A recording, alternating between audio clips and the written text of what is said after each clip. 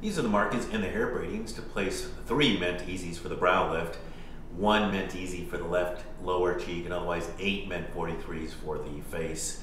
I'm using tumescent local anesthesia with 0.3% lidocaine with 1 to 200,000 concentration of epinephrine, starting with the 30 gauge and 25 gauge needles, but then moving to the 22 gauge spinal needles for the remainder of the tumescent and the subcutaneous fat. I'm going to be putting a total of 200 cc's of this tumescent local anesthesia, which works out to only 10 milligrams per kilogram in this case of tumescent local.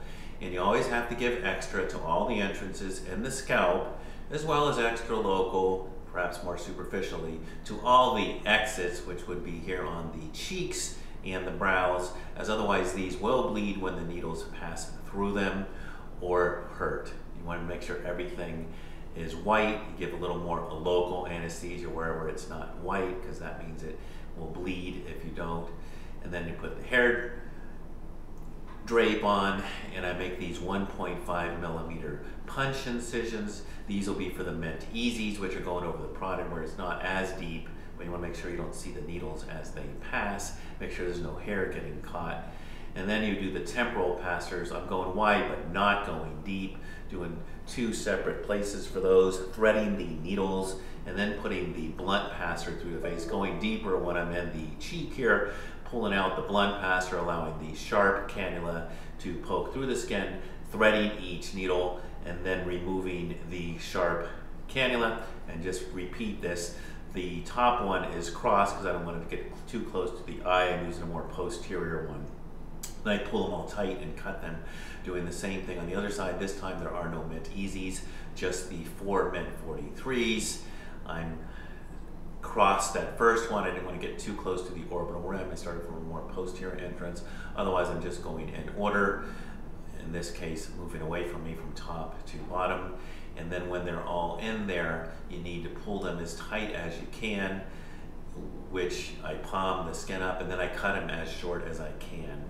And then you put some more local to these entrances and exits, make some more 1.5 millimeter punch incisions. I place the Mint Easy straight across the midline, coming in and out directly above the brows where I'm going to be exiting. And I pass in the sub-Q. I don't want to see the needle that much, just barely see it. I don't want it to be too deep, of course. Then you're poking out through this incision, cut it just short enough that you can pull on it later.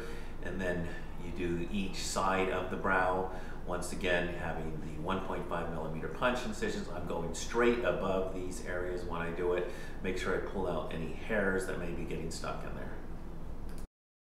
This was the path of the 12 Mint 43 centimeter long threads. This is her just one day after, before the dimples were released. Notice she's really not that swollen, but she just needs to have her dimples released. They actually release very easy. They make a sound that she can hear.